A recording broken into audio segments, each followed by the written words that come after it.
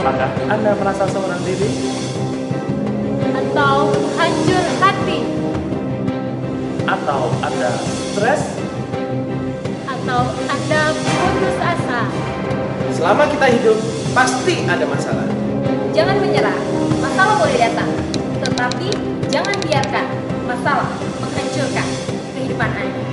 Karena itu, saksikan New Life Setiap hari Jumat jam 11 malam, hanya di stasiun kesayangan kita. hanya di Batam TV. New Life.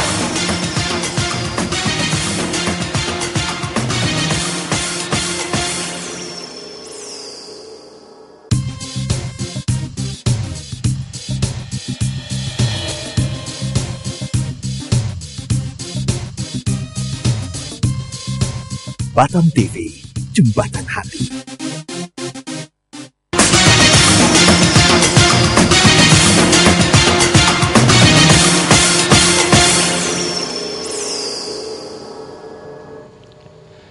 Sesuatu yang besar sudah terjadi Sedang terjadi dan akan terus terjadi. Ya, selamat malam pemirsa. Berjumpa lagi di acara yang pastinya akan merupakan kehidupan Anda, New Life.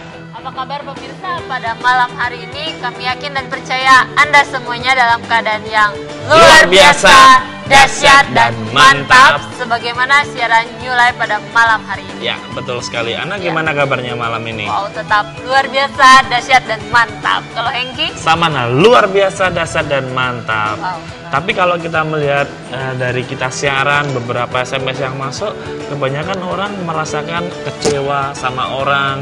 Aku merasa sakit hati karena seseorang. Kenapa bisa seperti itu? Dan kita seringkali nggak pernah memikirkan kita nggak mau kecewa, tapi orang lain sering membuat kita kecewa. Karena mungkin kita menyalah-nyalahkan orang lain karena ada Betul luka sekali. hati di dalam diri kita. Anda Ya. pernah kecewa kan, Ana? Anda pernah kecewa. Kadang pernah nyalah-nyalahkan juga ya. Ya.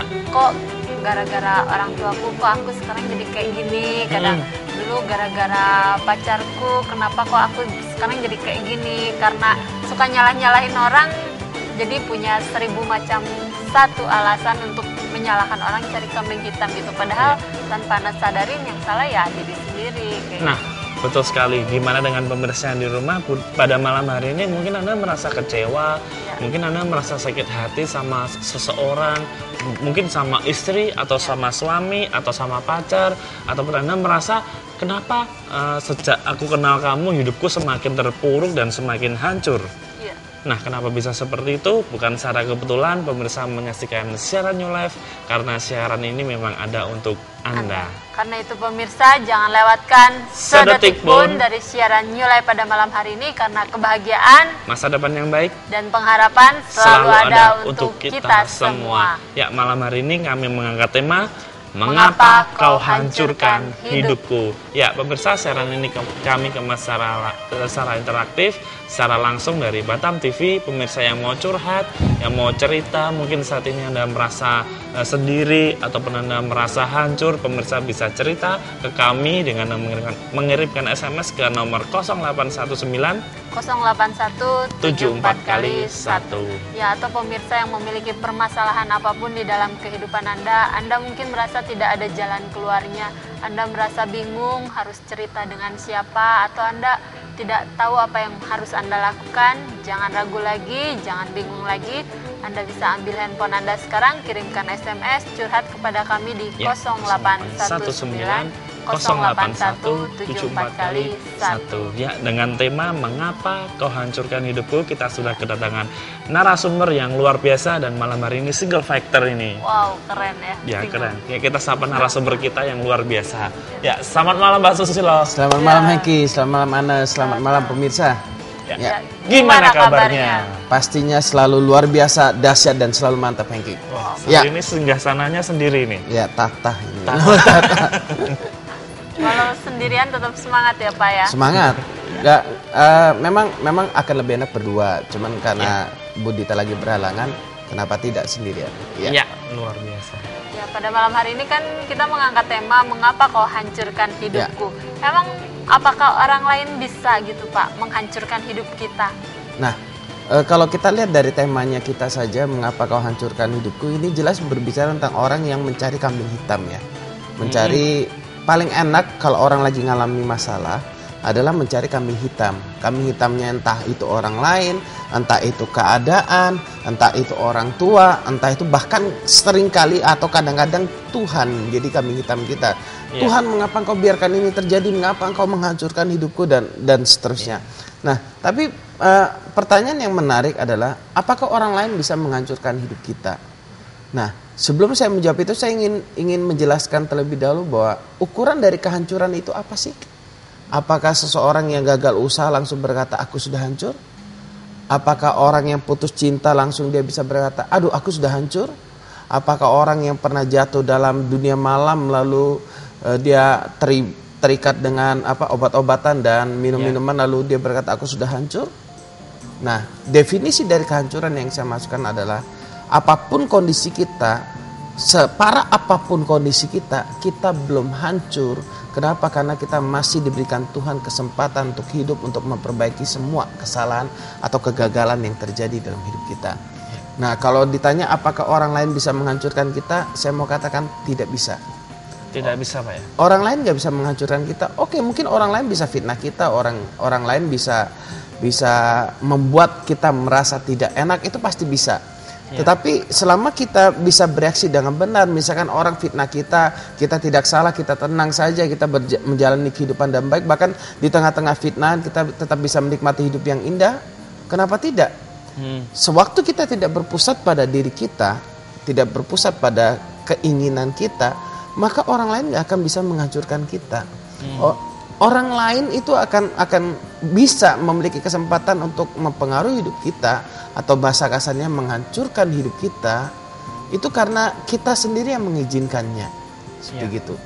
Kalau kita tidak mengizinkan, maka orang lain tidak akan bisa menghancurkan hidup kita. Orang lain hanyalah pemicu yang menghancurkan hidup kita jika kita mengizinkannya, jika kita mau. Contoh misalkan Hengki putus cinta misalkan ya, misalkan terjadi seperti itu, lalu Hengki merasa bahwa aduh aku kehilangan segala-galanya, aduh aku kalau hidup aku nggak bisa hidup tanpa dia. Lalu maaf tiba-tiba terjadi suatu hal yang kerjaan menjadi masalah juga dan segala macam, akhirnya maaf Hengki nggak mau kerja, nggak mau ngapa-ngapain, jadi orang yang malas, jadi orang yang blank, jadi orang yang itu karena keputusan dia sendiri, bukan pacar yang menyebabkan kita hancur, karena keputusan kita loh. Buktinya apa? Berapa banyak orang yang putus cinta tapi mereka tetap menjalani hidup dengan bahagia. Saya Pak. Nah, ya itu. Reaksi sangat menentukan cie. Ya, jadi bagi saya orang lain nggak bisa menghancurkan hidup kita. Orang lain cuma bisa memicu untuk kita tidak bisa menikmati hidup. Hanya faktor pemicu berarti Pak ya? Faktor pemicu saja. Jadi hidup mau hancur atau tidak keputusan diri kita sendiri. Keputusan dalam tangan kita. Contoh, orang gagal dalam berusaha. Lalu dia nggak mau berusaha lagi, dia jadi orang yang malas, dia jadi orang yang trauma, dia jadi orang yang kapok dan dia nggak mau bangkit lagi. Nah, yang menghancurkan siapa? Dirinya sendiri. Buktinya apa? Banyak sekali orang yang gagal dalam berusaha, mereka terus bangkit, tidak mengalami kehancuran, bahkan bisa berhasil Pak. Betul, kegagalan menjadi pelajaran bagi orang-orang yang berhasil. Jadi kegagalan itu merupakan batu loncatan untuk menuju sebuah keberhasilan gitu kan ya. Nah, tapi banyak orang menyikapi dengan salah terhadap kegagalan gitu loh, baik itu kegagalan dalam pekerjaan maupun dalam dunia cinta gitu. Ya, kami ingatkan lagi buat pemirsa yang di rumah pada malam hari ini, mungkin Anda sedang memiliki permasalahan, sedang memiliki pergumulan apapun itu juga, pemirsa bisa curhat, bisa sharing kepada kami dengan mengirimkan SMS di nomor 0819 081 74 kali 1. Nah, tapi ketika orang ada masalah Pak, seringkali kan menyalahkan orang lain. Karena dia nih istriku jadi selingkuh, atau karena dia nih suamiku jadi selingkuh, atau ketika dalam pekerjaan karena dekat sama atasan, jadi teman-temannya jadi pada iri semua. Nah, ini gimana Pak? Ya, yang pasti begini, kalau orang menyalahkan orang lain itu karena dia nggak mau dirinya yang disalahkan. Iya. Saya ulang, kalau orang menyalahkan orang lain karena dia nggak mau mengakui kesalahannya dia, misalkan, contohnya suaminya selingkuh karena perempuan lain. Iya. Kenyataan di lapangan banyak suami itu selingkuh bukan dengan perempuan yang lebih cantik dari istrinya loh. Kadang-kadang gitu loh. Nah, bahkan dengan yang lebih jelek yang saya temukan, saya sampai mikir, kenapa ya dia kok mau selingkuh sama dia padahal istrinya jauh lebih cantik. Iya, kok mau gitu Pak ya? Saya sampai mikir di lapangan, kenapa ya kok itu bisa terjadi, saya pikir gitu kan ya. Padahal istrinya cantik loh. Selingkuhannya itu nggak lebih cantik dari istrinya. Dan menurut saya selingkuhannya nggak lebih baik dari istrinya gitu kan ya. Nah, kalau sampai itu terjadi, seharusnya yang bisa kita lakukan adalah kita introspeksi diri dong. Dalamnya dulu Pak ya? Diri kita dulu. Nah, kita mau nggak mengakui kesalahan kita? Kalau misalkan ada kesalahan, ada kekurangan. Seringkali orang tidak menyadari kesalahannya sampai terjadi sesuatu baru menyadarin. Itu dia menjadi masalah. Contohnya misalkan selama ini istri di rumah tidak pernah dandan lagi karena merasa sudah memiliki suami. Ya sudahlah, sekarang kan mau di kamar mau di luar sama saja, suami juga sudah tahu, jadi aku nggak perlu dandan. Siapa bilang itu hal nggak penting bagi seorang suami? Sementara kalau suami pulang ke rumah lihat istri bawa udang, bau petis gitu kan ya. Tapi kalau keluar ketemu dan sekretarisnya, kok harum sekali ya, cantik sekali kan gitu kan.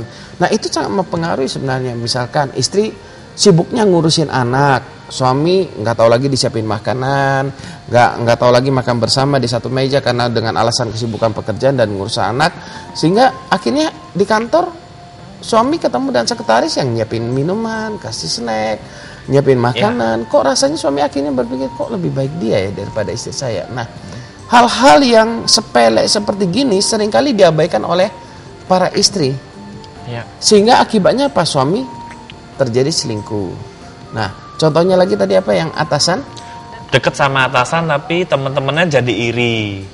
Nah, kita harus bisa membedakan mana prinsip, mana bukan prinsip. Kalau kita dekat dengan atasan karena memang kita murni, karena kita kerjaan gitu ya, itu saya rasa teman-teman iri no problem. Biarkan saja. Kenapa kita nggak perlu fight dengan orang yang iri hati kepada kita? Yang penting kita benar gitu ya. Kecuali kalau kita jadi penjilat. Nah, itu akan mengakibatkan banyak masalah. Tapi kalau kita kinerja yang baik, kalau saya punya bawahan yang punya kinerja yang baik, punya kinerja yang spesial, pasti saya akan berikan perhatian khusus dong. Dia dekat dengan saya kasih wewenang khusus dong. Kenapa? Karena saya menghargai dia, saya melihat kinerjanya yang baik gitu kan ya. Orang lain mau iri silahkan. Saya pokoknya lihat, oh dia ini bisa diarahkan, bisa ngatur, bisa menyelesaikan pekerjaan dan baik. Ya pasti ada perbedaan dong. Pasti kalau misalnya dia mau keluar, oh kita pertahankan gitu kan ya. Tapi kalau orang yang misalkan memang kerjaannya sudah asal-asalan, malas-malasan, lalu orang itu kerjaannya tidak sesuai dengan yang diminta, mau keluar, oh silahkan, kalau perlu secepatnya keluarkan gitu kan. Kenapa terjadi perbedaan sikap seperti itu? Karena kinerja juga. Kalau kita dekat dengan atasan orang lain iri, silahkan saja. Bagi saya itu sah-sah saja. Yang penting kinerja kita jujur, baik ya Pak. Iya, betul. Kita nggak perlu iri dengan orang yang berbuat salah, itu yang paling penting. Banyak orang iri, wah seandainya aku jadi seperti dia, korupsi, sekali korupsi bisa dapat 5 miliar, sudah jadi kaya, enak dan segala macam. Jangan pernah iri terhadap orang yang berbuat kesalahan. Orang yang berbuat kesalahan, percayalah, orang yang misalkan hasil korupsi, hidupnya itu nggak akan tenang. Sekalipun di luar dia lihat tersenyum, dia lihat tertawa, tapi kalau dia mau jujur dalam batinnya, dia mengalami kekosongan dalam hatinya. Ya, buat pemirsa, kami masih tunggu SMS-nya di 0819 081 74 Ya Pak, kadang orang ketika mengalami masalah gitu ya, dia kan kayaknya melihat masalahnya kok berat sekali. Kadang saat mengalami masalah suka bertanya, Tuhan kok kayaknya jauh dari dia, Tuhan di mana sih? Nah, menurut Bapak gimana itu? Adalah satu reaksi yang normal pada saat seseorang mengalami masalah dan mereka bertanya kepada Tuhan, Tuhan kenapa kok ini terjadi? Itu reaksi yang normal. Tapi kalau misalkan mereka sampai menyalah-nyalahkan Tuhan, itu yang nggak normal. Tuhan pun disalahkan. Tuhan pun disalahkan. Loh iya. Mereka berkata, Tuhan bukankah aku sudah beramal, bukankah aku sudah hidup benar, aku menolong orang lain, kenapa kok masih bencana ini terjadi dalam hidup saya? Engkau nggak adil. Nah itu kan sudah nyalain Tuhan. Ya. Kalau Tuhan aja sudah dibilang gak adil, siapa lagi yang bisa lebih adil dari Tuhan kan gitu kan ya. Jadi kalau misalkan dia bereaksi seperti gitu, itu merupakan reaksi normal. Saya pun dulu pernah bertanya, Tuhan kau ada di mana? Kenapa kau biarkan ini terjadi?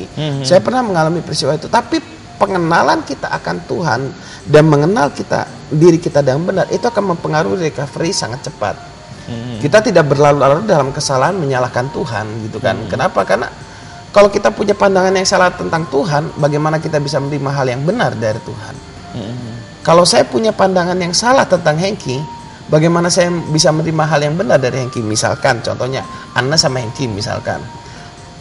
Ambil contoh cowok cewek gitu ya. Nah, Hengki berpandangan bahwa Anna ini suka selingkuh misalkan. Iya. Contoh aja nih, ini misal loh. Nah, contoh garis bawain contoh gitu kan. Contoh pemirsa ini. Hengki berpandangan Anna suka selingkuh, padahal hati Hengki senang Iya. sama Anna misalkan. Cuci. Kenyataannya Anna nggak suka selingkuh, tapi karena kamu berpandangan salah tentang Anna bahwa Anna suka selingkuh, akhirnya kamu nggak mau sama dia. Iya. Walaupun hatimu senang karena kamu lihat suka selingkuh, kenyataannya padahal Anna nggak suka selingkuh. Nah, akhirnya apa? Kamu tidak mendapatkan hal yang benar dari Anna. Iya. Ngerti maksudnya? Salah mempercayai itu Pak ya. Salah dalam mengenal dan mempercayai. Kalau kita berpikir, bahkan sebagian orang berpikir, oh bencana ini berasal dari Tuhan. Karena Anda percaya bahwa Tuhan memberikan bencana, maka Anda nggak akan bisa mendekat sama Tuhan dong. Gitu kan? Anda mau dekat sama Tuhan, takut Tuhan marah, takut Tuhan marah. Saya percaya bahwa Tuhan tuh sangat baik sama kita. Ya. Kalau kita mau hidup benar, kita mau bertobat, mau berada dalam jalannya, Tuhan akan buka jalan yang terbaik buat hidup kita. Ya. Berarti harus merubah pola pikir kita juga ya Pak? Pola pikir sangat mempengaruhi, sangat mempengaruhi kita dalam menghadapi masalah yang terjadi dalam hidup ini. Terus berkaitan dengan mengapa kau hancurkan hidupku, faktor apa sih Pak yang bisa menyebabkan orang itu jadi hancur itu Pak?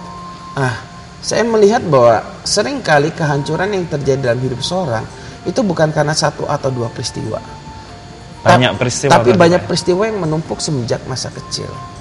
Contohnya, anak yang sangat dimanja, yang segala sesuatunya didapat dengan mudah, minta dikasih, dia tidak akan kuat menghadapi kehidupan yang cukup keras ini. Bahwa mereka harus bekerja, harus mengalami penderitaan, harus mengalami panas matahari untuk mendapatkan sesuatu gitu kan. Mereka tidak akan pernah kuat untuk menghadapi kehidupan yang model seperti gitu. Nah, kenapa? Karena didikannya dari dulu mempermudah dia gitu kan ya. Salah dalam mendidik misalkan peristiwa seperti itu. Jadi kehancuran itu tidak terjadi dalam satu atau dua peristiwa, karena faktor masa lalu, luka hati masa lalu yang banyak dan menumpuk itu Pak ya. Betul, itu sangat mempengaruhi. Yang kedua, dia salah dalam cara pandang. Dia melihat keadaan lebih besar daripada Tuhan. Dia melihat masalah itu lebih besar daripada kemampuan kuasa Tuhan. Padahal kalau kita mau lihat masalah dibandingkan dan kemampuan Tuhan, masalah menjadi sangat kecil kan? Ya. Tapi masalah yang sangat kecil, misalkan nih masalahnya itu sekecil ini, ya seharusnya kan kecil. Saya bisa memandang yang lain dengan jauh lebih indah. Ya. Tapi karena masalah ini saya dekatkan ke mata saya, maka masalah ini menjadi makin besar dan saya tidak bisa melihat yang lain. Nah, termasuk saya nggak bisa melihat Tuhan di sini. Karena apa? Saya melihat masalah saya lebih besar gitu kan ya. Padahal Tuhan tetap ada walaupun saya tutup begini. Misalkan ini laptop. Sekalipun saya tutup mata saya dengan kertas ini bicara masalah, laptopnya tetap ada di sana. Iya. Karena terlalu fokus sama masalah. Karena saya fokus pada masalah. Akhirnya dia merasa hidupku sudah hancur, nggak mungkin aku bangkit dan segala macam. Kenapa? Karena dia nggak bisa melihat yang lain-lainnya. Tidak bisa melihat keindahan hidup, tidak bisa melihat faktor Tuhan dalam hidupnya. Jadi kalau orang memiliki pandangan yang salah seperti itu, dia akan merasa hidupnya sudah hancur. Lalu yang saya lihat lagi adalah karena kesalahan yang pernah dilakukan itu mengakibatkan dia berpusat pada dirinya. Orang yang berpusat pada dirinya, orang yang merasa dirinya banyak kelemahan dan kekurangan dan mengalami ketidakadilan, dia akan merasa dirinya hancur dan dia sulit untuk mengalami kebangkitan. Kenapa? Karena dia berpusat pada dirinya. Makanya kita nggak boleh berpusat pada diri kita. Kita harus berpusat pada Tuhan yang menjadi sumber kekuatan kita. Percayalah bahwa Tuhan mengirimkan orang-orang yang terbaik di sekitar kita untuk menolong kita, untuk menopang kita, untuk mengalami kemenangan dalam hidup ini. Jadi kalau misalnya orang yang sudah merasa hidupnya hancur, apakah masih bisa mempunyai masa depan yang indah? Kan kayaknya masalah udah di depan mata besar banget gitu. Betul, makanya tadi saya katakan definisi kehancuran apa? Selama kita masih hidup dan bisa bereaksi benar, itu berarti belum hancur. Saya ulang, selama kita masih hidup dan bisa bereaksi benar, itu berarti hidup kita belum hancur. justru bisa mendapatkan masa depan yang baik, Pak ya. Betul, justru kehancuran masa lalu dalam tanda petik ya, kalau kegagalan, kekacauan yang tadi di masa lalu itu menjadi batu pijakan kita yang kuat untuk menolong orang lain supaya orang lain tidak mengalami kegagalan seperti yang kita alamin. Ya. Misalkan Anda mengalami kegagalan di dalam masa lalu dalam masalah pergaulan misalkan, itu menjadi batu pijakan yang sangat kuat untuk menasihati orang lain supaya tidak terjerumus. Dan Anda bisa menceritakan akibatnya begini. Kenapa? Karena Anda sudah pernah melakukan kesalahan, gitu kan ya. Jadi itu bukan alasan untuk kita tetap tinggal dalam kehancuran. Waktu kita bisa melihat Tuhan, kita akan bisa melihat kebangkitan. Melihat Tuhan bukan dalam mata kepala sendiri, maksudnya dengan hati percaya kepada Dia. Ya. Jadi kalau kita punya masalah kita menyalahkan karena kamu itu nggak boleh, Pak ya. Nggak ada untungnya. Nggak ada untungnya ya. Kita hanya cari kambing hitamnya ya, itu, Pak kita ya. tidak menyelesaikan masalah. Kalau misalkan, suami kita selingkuh dengan seorang wanita, kita mau menyalahkan wanita itu juga tidak menyelesaikan masalah. Kita menyalahkan wanita itu, suami kita juga nggak balik. Iya. Yang bisa balik apa? Kita introspeksi diri, kita perbaiki diri kita, layani suami dengan baik, berikan cinta, kasih sayang kepada suami, maka itu akan bisa membuat suami kita sadar dan berbalik. Itu yang disebut bereaksi dengan benar itu. Bereaksi dengan benar. Contoh yang lain, misalkan apa? Kita di PHK. Saya mau, misalkan kita di PHK, saya mau nyalakan bos saya yang masa lalu, dasar bos nggak tahu diri, dasar bos nggak tahu terima kasih, bos nggak adil dan segala macam. Akhirnya saya nggak mau bekerja. Yang rugi saya sendiri. Bosnya tenang-tenang aja. Di kantor makan, pergi minum, kerja, jalan-jalan ke luar negeri. Saya sendiri yang rugi. Kenapa? Karena walaupun saya menyalahkan dia, tapi dia tidak merasa salah. Ya, dia betul, kan Pak. jalan hidupnya aja. Banyak juga, Pak, yang di PHK terus merasa ya karena di PHK ini hidupku jadi hancur. Enggak, nyatanya saya melihat ada orang-orang yang di PHK malah jadi pengusaha. Karena ya bereaksi dengan benar Karena lagi, Pak bereaksi ya. dengan benar. Dia melihat kemampuan diri. Oke, saya di PHK, saya sudah lamar sana sini, tidak ada yang mau terima. Oh, saya punya kemampuan ini, ya sudah. Saya akan mencoba usaha ini walaupun dari kecil, walaupun tidak berarti. Lebih bagus jadi bos sekalipun itu kecil daripada seorang jadi kacung walaupun itu besar kelihatannya. Ya. Pak, kita ada SMS yang sudah masuk dari 1309. Selamat malam, Bapak. Selamat malam. Saya Nela di Batam Center. Saya punya cowok, dia selalu selingkuh dan membedakan saya sama pacarnya. Membandingkan atau membedakan? Iya, membedakan sama saya sama pacarnya. Tapi kenapa ujung-ujungnya mantan saya cari saya? Mohon solusinya, Pak. Terima kasih. Ya, buat Nela, saya pikir selama kamu belum menikah ya, kamu berhak untuk memilih. Karena lagi pacar, Pak ya. Mumpung masih pacar. Kenapa? Kalau masih pacar kan belum ada ikatan. Kamu bisa membuat keputusan apakah kamu mau lanjut atau tidak. Kalau saya masih pacaran saja sudah selingkuh, Anda harus pertimbangkan puluhan kali untuk bisa menikah dengan orang itu. Kenapa? Karena kalau pacaran aja bisa selingkuh, apalagi nanti menikah. Anda seharusnya bersyukur, pacar saya ternyata selingkuh. Tuhan tunjukkan pada saya bahwa dia bukan tipe yang setia. Kalau saya begitu gitu ya. Jadi lebih bagus ya saya tidak melanjutkan hubungan, apalagi selingkuhnya berkali-kali gitu kan ya. Dibeda-bedakan, Pak. Dibanding-bandingkan itu sangat Sakit, Pak, menyakitkan, ya. Sangat menyakitkan. Gimana bisa bahagia, Pak ya kalau menikah ya? Kalau saya pribadi tidak menyarankan Anda untuk berjuang mati-matian untuk sang pacar. Akan lebih bagus kalau Anda mau lanjut ketemu dan konselor terlebih dahulu, biar pacar Anda mendapatkan bimbingan, mengalami pemulihan luka hati dulu, bisa mengalami pemulihan hubungan, ya. baru bisa. Ya. Kita ke SMS selanjutnya dari 0420. Selamat malam, Bapak. Mau nanya nih dampak positif dan negatifnya dari tema yang Bapak berikan, tolong jelaskan, terima kasih. Dampak negatif dan positif dari tema ini. Oke. Yang pasti kalau kita menyalahkan orang dalam hidup kita, gitu kan ya. Iya. Kita mencari kambing hitam dalam hidup kita, kelihatan bagi jiwa atau perasaan kita kelihatannya enak. Kenapa? Karena kita nggak mau disalahkan gitu ya. Betul. Tapi itu sebenarnya merugikan diri kita sendiri. Kenapa? Karena di sana kita jadi nggak bisa introspeksi diri. Jadi kalau bicara dampak positif dari menyalahkan orang, kok saya tidak melihat dampak positif yang terlalu kuat ya di sana. Jadi menurut saya menyalahkan orang nggak ada dampak positifnya. Yang kalau dampak negatif dari menyalahkan orang itu banyak. Seperti Gitu kan. tadi Pak ya. Betul. Kita nyalain tapi bosnya enak jalan ke luar Enak-enak. negeri. Kita nggak bisa tidur, kita nggak bisa tenang, kita sakit hati, kena penyakit, kita nggak bisa bekerja dan enak, nggak bisa bereaksi yang benar. Jadi kita nggak bisa bekerja dan enak, otomatis orang sekitar kita juga merasa tidak enak. Akhirnya kita disalah-salahkan dan segala macam. Ya, Tapi kalau kita merasa tersakitin gitu, apa sih Pak langkah yang dilakukan Pak? mengampuni. Mengampuni. Percayakan kepada Tuhan bahwa orang yang menyakiti kita itu akan berurusannya sama Tuhan, bukan sama kita, gitu kan ya. Nah, kemudian yang kedua, mengampunilah orang itu. Milikilah kebesaran.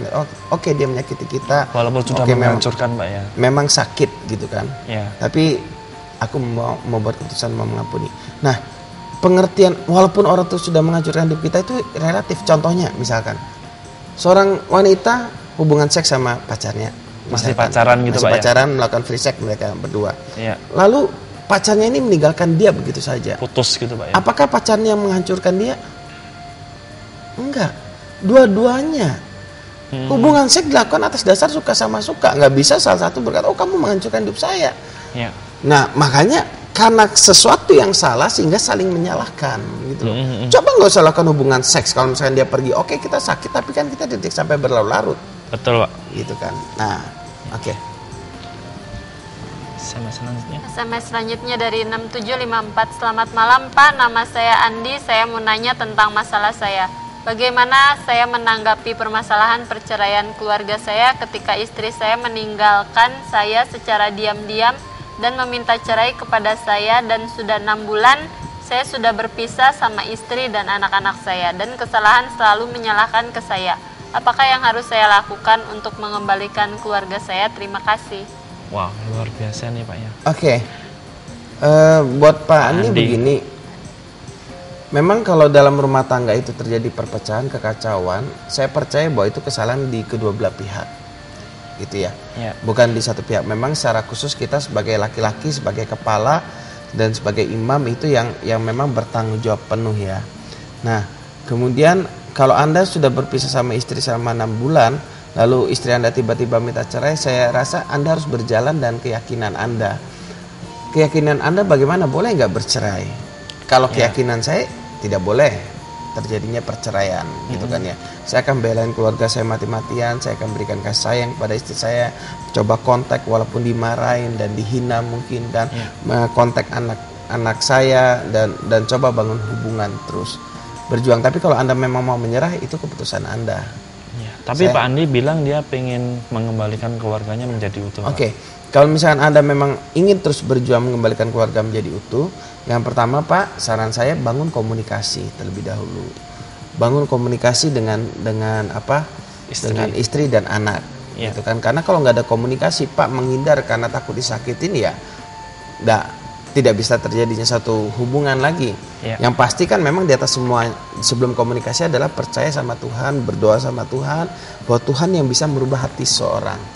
Kita nggak bisa merubah hati seorang, tapi Tuhan bisa merubah hati seorang. Nah, percaya sama Tuhan, bangun komunikasi. Yang ketiga, coba introspeksi diri Pak. Apa sih hal-hal yang istri kita tidak sukai untuk kita lakukan? Misalkan mabuk kah? Atau pergi keluar kah, atau bagaimana kah? Komunikasi, temukan bahasa kasih. Bahasa kasih dari istri kita, dia sukanya apa? Suka dipuji kah? Suka disentuh kah? Suka saat-saat mengesankan? Suka hadiah? Atau suka apa? Gitu kan ya. Suka dilayani, karena temukan bahasa kasihnya di sana. Lakukan pendekatan sesuai dengan bahasa kasihnya. Kalau Anda bingung, Anda bisa kontak saja atau ketemu, saya akan jelaskan. Karena kalau jelaskan di TV terlalu panjang dan itu berulang-ulang nantinya. Kemudian temukan tipe kepribadiannya bagaimana. Karena masing-masing tipe kepribadian, cara kita menghadapinya lagi stres itu berbeda.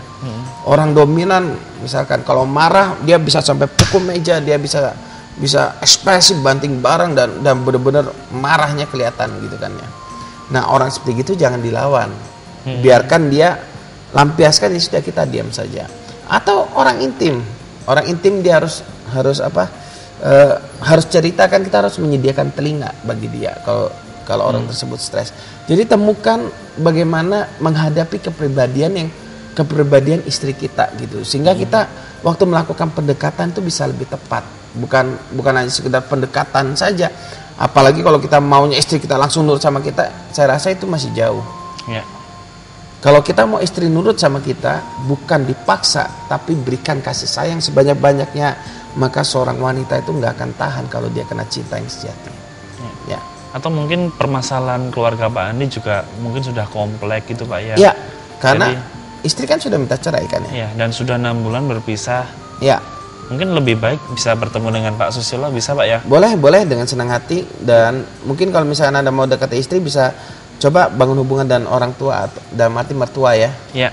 Nah, mertua akan sangat membantu. Kalau misalnya mertua Anda tidak menyetujui Anda sebenarnya bercerai, wah itu akan lebih bagus lagi. Ya. Ya. Ya, kita beri sejenak ya pemirsa, kita saksikan pesan perubahan yang sesat ini. Jangan kemana-mana pemirsa. Ya, tetaplah bersama kami pemirsa.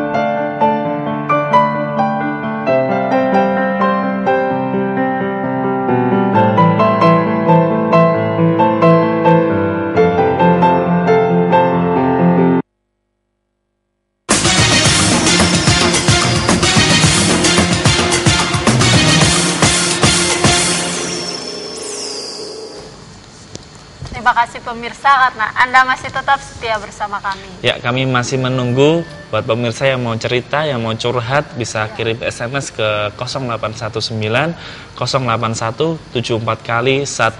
Atau pemirsa yang mau, mungkin Anda mau minta dilayani secara khusus, mau konseling, masih bisa menghubungi di nomor yang sama Anda ya, di 0819 081 74 kali 1. Ya, semuanya free, semua tidak dipungut biaya. Pemirsa yang mau ketemu sama narasumber kita, yang mau curhat, yang mau tanya-tanya, bisa.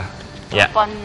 Telepon ya, lebih enak ya, kapanpun pemirsa. Dan bisa janjian dimanapun. Ya, kita ke SMS selanjutnya. Dari 6080, selamat malam Pak, saya mau curhat, suami saya akan pergi ke Bali, dia kerja di salah satu bank BPR di Batam ini.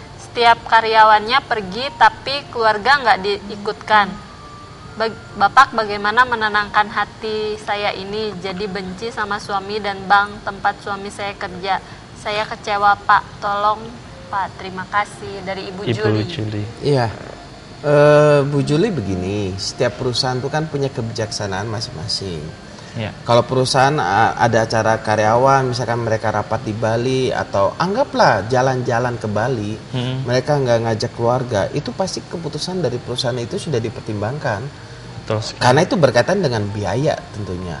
Kalau misalkan Anda pengen jalan-jalan ke Bali, Anda harus ngomong sama suami Anda, komunikasikan, lalu ajak anak-anak, ya udah Anda berangkat sekeluarga aja ke Bali. Biaya sendiri. Biaya sendiri. Nah, Anda jangan menuntut orang, perusahaan membiayain Anda dong. Ya. Gak bisa, menurut saya Anda kecewa, ruginya Anda sendiri. Karena kecewa Anda menurut saya tidak beralasan. Suami ke Bali juga urusan kerja bersama dan karyawan-karyawannya gitu kan, nih karyawan yang ada di bank itu kan, maksudnya kan. Jadi apalagi Anda kecewa kepada bank, itu aneh gitu kan ya. Kalau Anda nggak suka, Anda komunikasikan sama suami Anda gitu kan ya. Dan maaf, kalau saya jadi suami Anda, saya jadi bingung. Saya ini pergi urusan kerja, saya juga nggak suka ninggalin keluarga misalkan. Istri saya marah, kan aneh gitu kan ya. Memang perlu, saya rasa penyebabnya bukan di bank atau dia ke Bali Bu. penyebabnya hubungan Anda dengan suami Anda sudah kurang harmonis. Mungkin kurang perhatian ya, Pak. Ya, mungkin suami Anda kurang perhatian, memberikan waktu kepada Anda, atau kurang waktu rekreasi bersama, sehingga waktu ada peristiwa seperti gini, Anda langsung sakit hati. Ya. Jadi, menurut saya penyebabnya bukan satu peristiwa ini, karena dia mau ke Bali. Tapi kalau keluarga itu harmonis, dikomunikasikan dengan baik, ada waktunya berlibur, gitu kan, itu kan sangat berbeda sekali. Pasti gitu loh. mengizinkan suaminya, Pak ya. Iya, karena atas dasar gitu percaya, gitu kan, dan suami kemana ke Bali juga bukan ngapa-ngapain, bukan cari perempuan, bukan bagaimana, kan gitu ya. Jadi contohnya misalkan saya Senin nanti juga akan ke Surabaya lalu ke Bali, gitu kan ya. Istri saya dengan tenang saja pergi. Kenapa? Karena istri saya mendapatkan kasih sayang waktu saya di rumah. Saya ke Bali karena urusan kerjaan, gitu kan ya. Nah, contohnya lagi misalkan Sabtu ini saya bawa keluarga, besok saya bawa keluarga bermalam di salah satu resort, gitu kan ya. Ya walaupun tidak di luar kota karena masalah keuangan kan. Gak mungkin dong kita mau keluar negeri atau keluar kota terus. Ya udah kita ambil resort di Batam, kita nikmati hidup di sana kan. Ya, kebutuhan istri tercukupin. Lalu saya urusan kerjaan juga tidak terhalang. Nah, makanya saya bilang, kenapa itu tidak menjadi penghalang bagi istri saya dan mengizinkan dengan legowo, dengan rela, gitu kan? Karena dia mengerti bahwa saya ke sana urusan kerjaan, bukan main-main, apalagi punya istri simpanan kan, nggak mungkin. Berarti ada faktor kepercayaan juga ya, Pak? Faktor kepercayaan, dan karena kekosongan dalam hati ibu ini belum diisi sama suami. Jadi ada peristiwa seperti gini langsung kecewa, sakit hati, marah, bisa curiga, karena hubungan sama suami yang nggak benar, Bu. Maksudnya dalam tanda petik yang nggak benar, belum beres total. Makanya saran saya, ibu daripada ibu simpan dalam hati, lebih bagus ibu ketemu konselor, biar bisa cerita lebih enak. Bisa menghubungi New Life lagi, Pak ya? Boleh. Karena bisa mencontoh ya, Pak ya? Ya, ibu bisa ketemu sama istri saya juga boleh. Biar lebih enak ngobrol dari hati ke hati sama wanita kan. Kok bisa sih percaya? Ya memang gak ada ngapa-ngapain kok. Nah, suami Anda ketemu sama saya, jadi kita ngobrolnya juga enak gitu kan. Ya, apalagi sama makan, Pak ya. Oh iya. Ya, sama selanjutnya dari 0061. Selamat malam Bapak-bapak dan Ibu, saya Pak Hombing di Bengkong. Ya, selamat malam Pak Hombing. Kegagalan benar dari diri sendiri seperti yang disampaikan tadi. Tapi bagaimana cara kita mau menerima orang yang membuat kita tidak nyaman, utangnya tidak mau dibayar, dan sudah bertahun-tahun dan lebih dari 4 orang. Terima kasih. Orang yang membuat kita tidak nyaman. Oh, jadi ceritanya ada orang berutang sama dia gitu ya, lebih dari 4 orang dan utangnya nggak bayar. Bagaimana bisa menerima itu loh, Pak? Kalau saya pribadi, Pak, saya tidak akan memberi utang atau utang ya, meminjam utang, mengutang gitu. Mengutang. Saya tidak akan utang dan memberikan utang. Kenapa? Karena itu terlalu beresiko ya, terlalu beresiko karena bisa merusak hubungan. Kalau orang berutang apalagi untuk makan, saya lebih bagus ya kalau untuk makan saya beri aja makan daripada saya memberikan dia utang. Kecuali dalam kasus-kasus tertentu yang benar-benar urgent, dan kalau misalkan kalau sampai saya ngutangin pun itu berarti saya sudah rela bahwa dia ada kemungkinan tidak mengembalikan. Makanya jumlahnya pun nggak akan pernah besar. Nggak akan pernah besar. Jadi makanya dengan satu kerelaan, kalau saya nggak, masalah tidak disebutkan utangnya gitu kan ya. Tapi disebutkan ya kesalahan memang dari diri kita sendiri. Berarti Pak Hombing menyadari kalau dia memberikan utang, dia salah ya, Pak ya. Ya, kalau misalnya memberikan utang pada orang yang nggak tepat kembali, ya jelas nggak kembali. Gitu ya. Itu resiko, Pak. Makanya kalau saya pribadi, daripada Bapak sakit hati bertahun-tahun ya, kepikiran bertahun-tahun, saya ini tidak disebutkan jumlah uangnya kan. Kepikiran bertahun-tahun, kalau Bapak masih punya uang dan punya penghasilan dan bisa hidup dengan segala sesuatu, saya rasa ya itu dibiarkanlah, mau bayar syukur pada Tuhan, kalau nggak bayar ya sudahlah, diampunin. Itu ya, Pak. Kalau saya loh, karena susah kita mau paksa orang untuk bayar sampai gimana ya. Tapi itu keputusan masing-masing sih. Makanya kalau saya untuk menghindari terjadinya seperti itu ya saya tidak memberikan utang. Nah, itu salah satu prinsip dalam rumah tangga saya. Pokoknya untuk makan, apalagi untuk rekreasi, jangan pernah berutang. Titik. Gitu. Tapi kalau mungkin kasusnya ini 4 orang ini sahabat dekatnya gimana, Pak? Ya tetap resiko, mau sahabat, mau saudara, itu resiko dari orang. Untuk hubungan kedepannya ya tetap Maksudnya tetap dijaga atau? Kalau kita bisa mengampuni orang itu, menerima orang itu, dan apalagi berani menyatakan bahwa udah utangmu dilunasin saja, ya saya rasa itu hubungan akan bisa tetap baik. Walaupun itu belum tentu 100% baik. Kenapa? Orang yang berutang pasti merasa nggak enak, merasa malu, merasa bersalah. Ya. Gitu kan ya. Masa tidak diceritakan kondisinya orangnya itu memang benar-benar nggak mau bayar utang atau nggak mampu bayar utang kan gitu. Kalau orangnya memang nggak mau bayar utang, ya berarti memang orangnya sudah nakalan. Ya. Tapi kalau orangnya nggak mampu, ya kita maklumi lah. Makanya tadi saya katakan ya sudah, ampuni saja. Kalau misalnya memang dia nggak mampu, mau dipaksa bagaimanapun nggak bisa loh. Ya. Kalau orangnya nggak mampu gimana? Mau dipaksa gimana? Ya harus direlakan. Ya.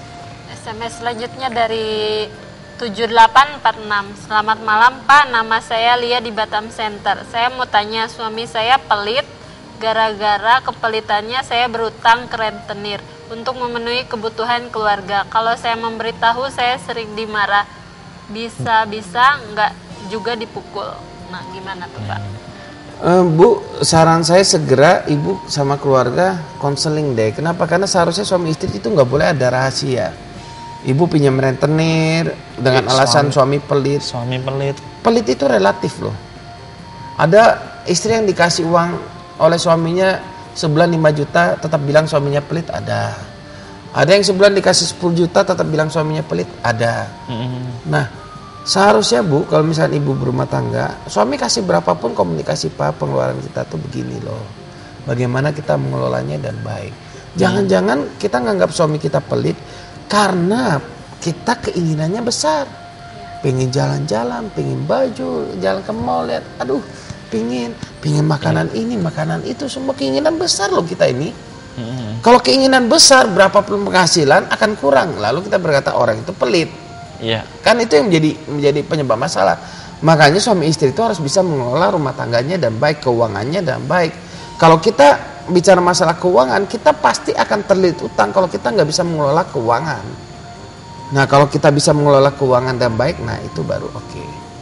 Ya. Ya mungkin resiko juga ya, karena sudah pinjam rentenir, suami marah sampai mukul gitu. Oh, kalau sampai mukul itu KDRT. KDRT ya, tapi disebutkan. Ya, makanya harus makanya pakai mediator lebih enak, maksudnya konselor. Depan konselor atau depan tokoh agama ibu yang ibu hormatin gitu kan, yang suami hormatin. Sehingga lebih enak. Ya. Ya. SMS selanjutnya dari 4311. Selamat malam New Life. Bagaimana cara kita menghadapi pasangan yang egois? Terima kasih dari Ibu Vina di Bengkong. Ya, Bu Vina, kalau pasangan kita egois itu karena dia banyak keinginan yang berpusat pada dirinya. Egois itu kan aku menginginkan sesuatu, kamu harus memenuhi kebutuhanku. Egois, Pak. Ah, itu egois. Ya. Jadi memaksakan kehendaknya untuk mencapai keinginannya. Nah, kita lihatlah keinginannya ini keinginan yang positif atau negatif kan gitu ya. Kadang-kadang kita bilang orang egois karena kita punya keinginan yang tidak dipenuhi oleh orang itu. Jadi sebenarnya orang hanya sama-sama orang egois ini ya, yang seringkali berkata, oh kamu egois, oh kamu egois. Padahal sama-sama egois. Sama-sama egois ya, sama-sama punya keinginan yang memang harus dipenuhi, yang tidak terpenuhi. Nah, saya rasa Bu, kalau misalnya memang seorang bisa menjadi egois karena mungkin dia pernah disakiti di masa lalu, sering disalah-salahkan atau sering dihina, diremehkan sehingga dia menjadi egois, ingin membuktikan diri dan segala macam. Itu bisa memang ditelusuri di masa lalunya. Nah, bagaimana menghadapinya? Saya ambil contoh untuk orang yang seperti itu, ya sudah, belajar menerima kelemahan orang lain. Karena saya percaya egois itu akan berubah kalau orang tersebut punya pola pikir yang berbeda. Contohnya, saya ini dalam hidup saya merasa saya ini adalah orang yang sangat pelit. Dalam hidup saya waktu tahun-tahun yang lalu. Sampai satu peristiwa terjadi, istri saya sakit, lalu terjadi lagi, Tuhan lihatkan orang-orang sekitar saya yang kekurangan dan segala macam. Entah bagaimana tiba-tiba pelit saya itu hilang. Nah, saya pikir kenapa saya bisa berubah ya? Kenapa saya bisa berubah? Karena pola pikir saya sudah berubah. Dulu saya berpikir saya bekerja buat diri saya hidup buat diri saya melakukan sesuatu itu supaya saya punya harga diri dan diakuin gitu kan. Betul, Pak. Tapi sekarang pola pikir saya berubah. Pola pikir saya berkata gini, saya jadi orang kaya mati juga saya nggak bawa 1 rupiah pun. Iya kan? Ya. Saya mulai menemukan arti hidup dan tujuan hidup saya. Nah waktu saya menemukan arti hidup dan tujuan hidup saya, pola pikir saya berubah, reaksi saya juga jadi berubah. Ya. Buat apa saya hidup, saya punya rumah yang mewah kalau hidup saya tidak berarti bagi orang-orang yang ada di sekitar saya? Sia-sia Pak ya. Buat apa saya hidup? Saya Betul. pikir. Saya hidup bukan untuk memuaskan saya, untuk menjadi orang kaya raya, lalu saya pengen semuanya yang saya inginkan bisa saya dapat. Enggak. Saya percaya bahwa Tuhan mau saya hidup untuk saya bisa berarti bagi orang lain. Mengasihi orang-orang yang tidak punya papa, orang-orang yang tidak punya orang tua, mengasihi orang-orang yang terluka hatinya, orang-orang yang terbuang. Terbuang ya. Di sana saya menemukan arti hidup saya. Waktu saya menemukan, kenapa saya berubah sekarang ya? Kok saya jadi nggak pelit? Istri saya juga jadi heran. Saya juga lihat istri saya kok jadi berubah ya. Nah itu yang menjadi aneh bagi saya. Ternyata setelah saya renungkan, saya berubah karena pola pikir, nilai yang saya pegang, prinsip yang saya pegang dalam hidup saya berubah. Ya. Nah egois juga seperti itu. Ya. Kalau mikirin diri sendiri egois Pak ya. Egois karena keegoisan itu karena pola pikir saya salah gitu kan ya. Semuanya harus perhatikan saya dong, semuanya harus menyenangkan saya dong. Istri saya tuntut akhirnya kan, Ya. menuntut istri, menuntut suami harus menjadi seperti yang saya inginkan. Itu sebenarnya sudah egois. Ya. Tapi sekarang bisa berubah semua loh. Bagaimana kita menjadi pasangan yang terbaik buat istri.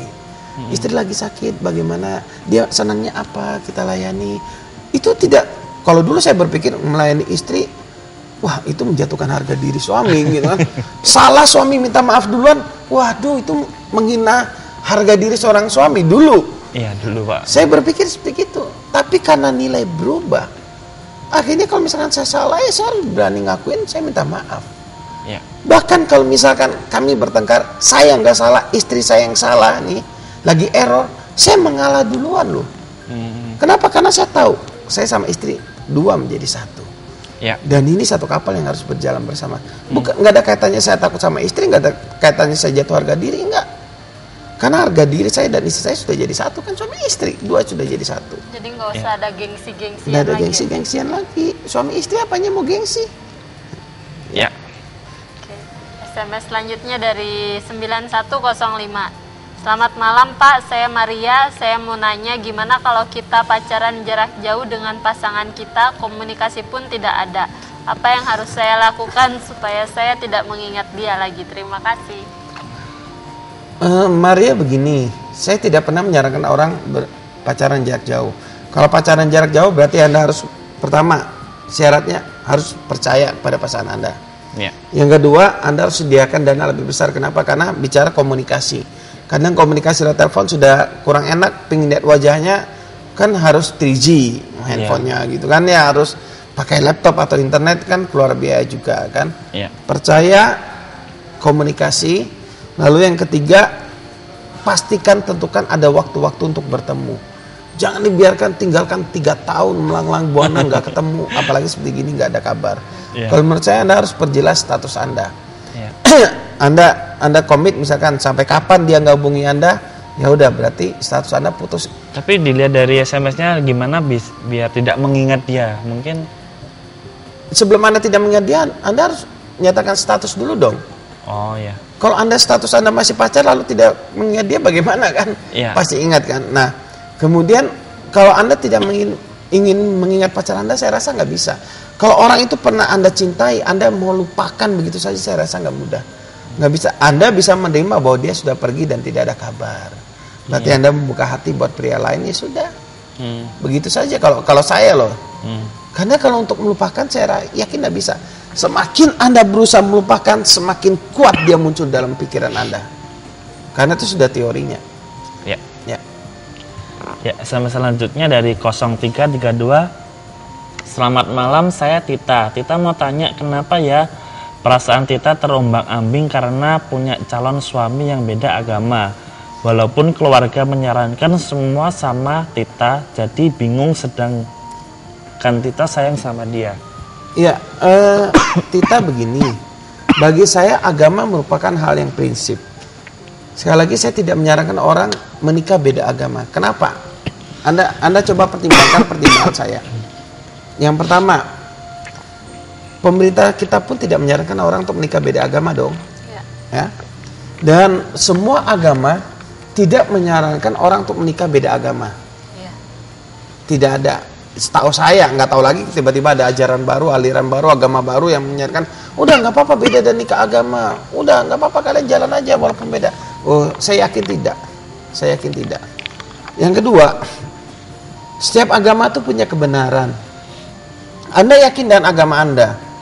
Anda yakin bahwa agama Anda benar, lalu pasangan Anda nih agamanya berbeda, kan nggak enak gitu ya. Iya. Yang ketiga, kalau misalkan Anda pergi beribadah, ditanya orang, kita mana suaminya? Oh, suami saya nggak kesini bu, dia pergi ibadah tempat lain, hari lain misalkan, kan nggak enak banget. Ya. Anda pergi sendirian, nanti suami Anda ibadah sendirian, gitu kan. Belum hanya sampai di sana. Yang keempat, kalau Anda punya anak, Anda mau didik anak Anda dengan agama apa? Anda mau didik anak Anda dengan agamanya suami, Anda merasa bersalah karena Anda yakin agama Anda yang benar. Anda mau didik anak Anda dengan agama Anda, suami juga nggak terima. Kenapa? Karena suami yakin agamanya yang benar. Ya nggak? Nah, berikutnya, kalau misalkan Anda mengalami masalah, Anda ini mau menyelesaikan, datang ke tokoh agama siapa? Iya.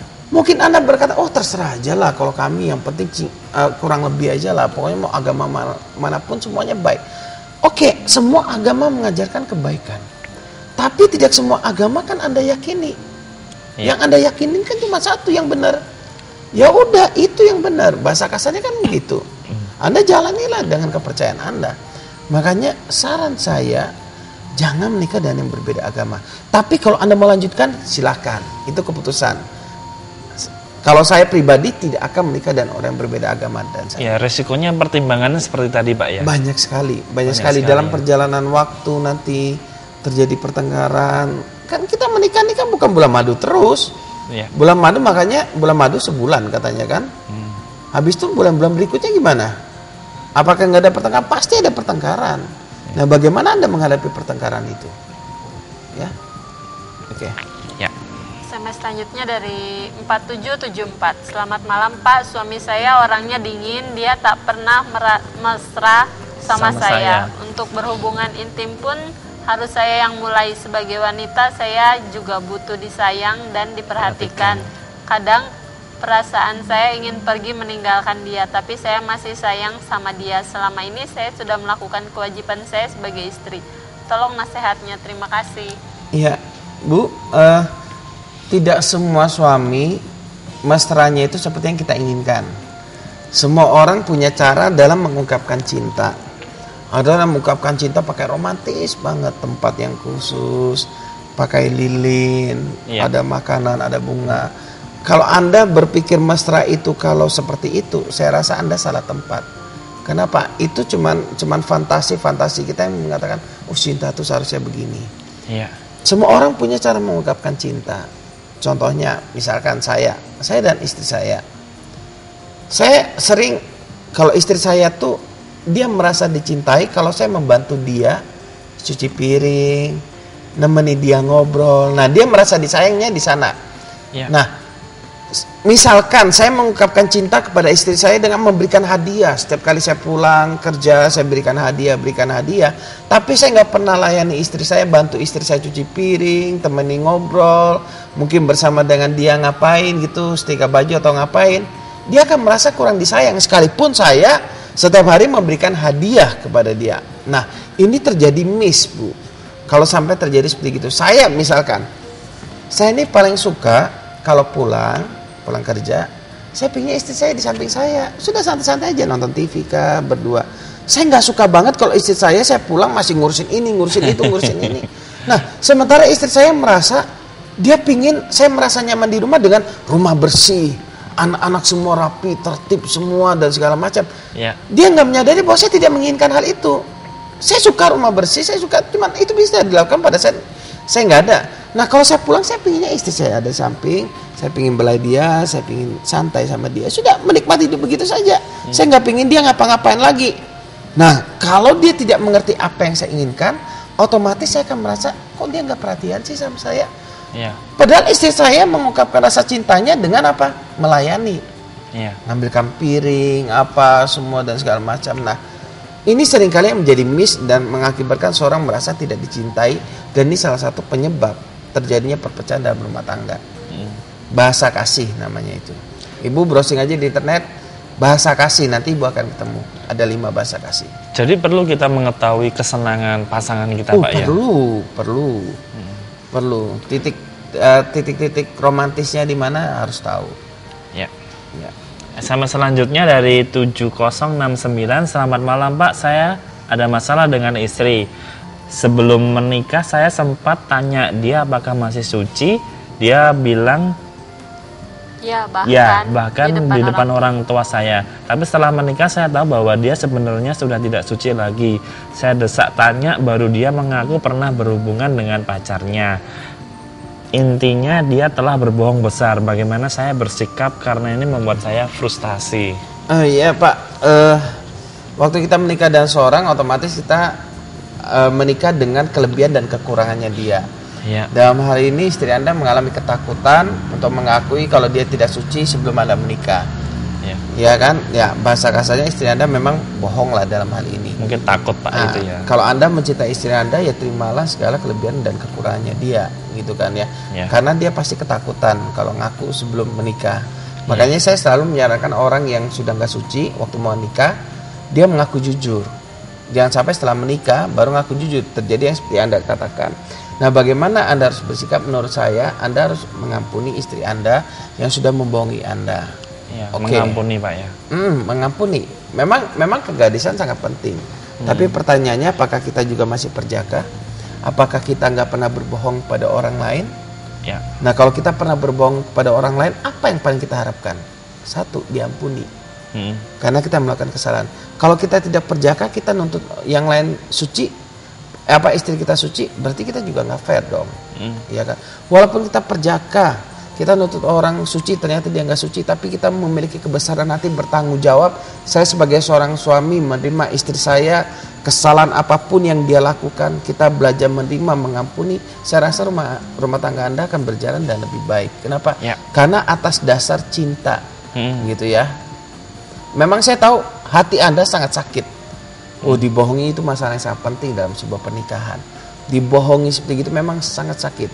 Tapi saran saya tetap mengampuni. Ya. Karena sakit hati hanya akan menghancurkan rumah tangga. Ya. Ya. SMS selanjutnya dari 6794. Selamat malam, Pak. Saya Rahmat. Minggu-minggu ini saya kenalan dengan satu cewek, satu kerja. Kayak mana ya, Pak, supaya dia suka sama saya? Kayak gimana cara ngambil hatinya? Terima kasih. Cie, itu nanti ini Hiki aja. gimana? Loh, kok saya, Pak? Ya. Kalau saya sih waktu saya pacaran, saya tampil apa adanya aja. Iya. Kita nggak usah paksakan untuk ngambil hati seseorang. Kalau orang tuh memang suka sama kita apa adanya, saya rasa itu jauh lebih baik. Iya. Kenapa? Karena dia bisa melihat segala kelebihan dan kekurangan kita, gitu kan. Jangan nanti kita pasang topeng, ngambil hati, ngerayu pakai bunga dan segala macam. Menikah sudah nggak pernah lagi, kan ini kan kacau. Akhirnya dia ngerasa kekurangan. Kok dulu pacaran aja hebat, sudah nikah mana? Nah, rumah tangga Anda akan bermasalah. Kalau saya tetap dalam hidup saya memegang prinsip bahwa saya akan tampil apa adanya saja. Ya. Ya. Ya, Wanita suka kejujuran, Pak. dan ketulusan, Pak, ya. Ya. Cie. SMS selanjutnya dari 7015. Selamat malam, Pak Susilo. Suami saya lebih sering mengutamakan orang lain. Dia merasa bahagia jika melihat orang yang dilayaninya bahagia. Tapi dia juga sering mengabaikan atau menomorduakan saya atau keluarga. Sebenarnya maksud dan tujuan dia baik, hanya dia kurang mengerti perasaan saya. Bagaimana saya harus bersikap? Apakah saya harus mendukung sikap dia? Kalau saya pasti saya akan ngomong dulu dong kepada suami. Ya. Bahwa saya pinginnya kamu prioritaskan nomor 1 saya, gitu kan. Bahasa saya kan gitu. Ya nggak apa-apa, ngomong suami istri kan nggak apa-apa ngomong seperti gitu. Lalu yang kedua, coba komunikasi sama suami. Kenapa dia suka nolong orang lain? Visinya apa? Kerinduan hatinya apa? Ya udah, suami istri itu mendukung. Jadi nggak bisa kita tidak mendukung. Tidak ada pilihan lain selain mendukung, bahasa kasarnya gitu kan. Iya. Kalau suami istri, cuman komunikasikan sama suami apa yang menjadi kebutuhan Anda. Kalau suami nggak ngerti, ya komunikasikan dengan orang yang dia hormati, dia segani untuk bisa memberikan perhatian kepada Anda lebih lagi. Gitu, supaya suami Anda juga dinasehati. Karena kalau dilihat kayaknya porsinya istri kurang, Pak, ya. Ya, kurang itu juga relatif lagi, balik yang tadi saya katakan. Iya. Kalau kita nggak tahu bersyukur, kita selalu berpusat pada keinginan kita kan selalu ngerasa kurang. Tapi kalau kita bisa bersyukur, kita melihat, ternyata suami bisa nolong orang lain, itu anugerah ya. Aku juga mau ikut di dalamnya, dia nggak akan ngerasa kurang. Ya. Tapi kalau yang dituntut pusat pada diri sendiri, itu pasti akan selalu kurang. Ya. Tapi luar biasa Pak, ya ini. Ya. Ya. Tapi sayang sekali Pak, waktu juga sudah di ujung acara. Mungkin di penghujung acara ini ada yang mau disampaikan buat pemirsa? Saya cuma ingin katakan bahwa tidak ada yang mustahil jika kita berjalan bersama dengan Tuhan. Ya. Karena waktu Anda melihat kehancuran, Anda berpikir tidak mungkin atau mustahil untuk Anda mengalami terobosan dalam hidup, mengalami hidup yang berbahagia. Saya mau katakan tidak ada yang mustahil jika Anda berjalan bersama dengan Tuhan. Ya. Luar biasa Pak Susilo, terima kasih buat malam hari ini, buat nilainya, juga buat setiap SMS yang sudah masuk pada malam hari ini. Kami juga mengucapkan terima kasih banyak pada pemirsa yang telah setia menyaksikan siaran ini dari awal hingga akhir. Namun kami mohon maaf karena tidak semua SMS yang masuk kepada kami bacakan semua berhubung terbatasnya waktu. Namun bila pemirsa masih tetap ingin mendapat jawaban secara langsung dari narasumber kami, Anda tetap dapat menghubunginya langsung melalui telepon di nomor yang sama, yaitu di 0819 081 74 kali 1. Buat pemirsa yang mau konseling, mau bertemu dengan narasumber, semua layanan yang diberikan free, gratis, cuma-cuma. Kapanpun itu pemirsa bisa menghubungi langsung di nomor yang sama 0819 081 74 kali 1. Kami juga mohon maaf, mungkin selama kami siaran ada sikap kami ataupun tutur kata kami yang kurang berkenan di hati pemirsa. Tujuan dari acara ini supaya kehidupan kita menjadi lebih baik dan lebih bermakna. Kami mengucapkan terima kasih buat kru Batam TV yang bertugas pada malam hari ini. Ya pemirsa, terima kasih banyak. Saksikan terus siaran New Life setiap hari Jumat pukul 11 malam hanya di stasiun TV kesayangan kita semua di Batam TV. New Life.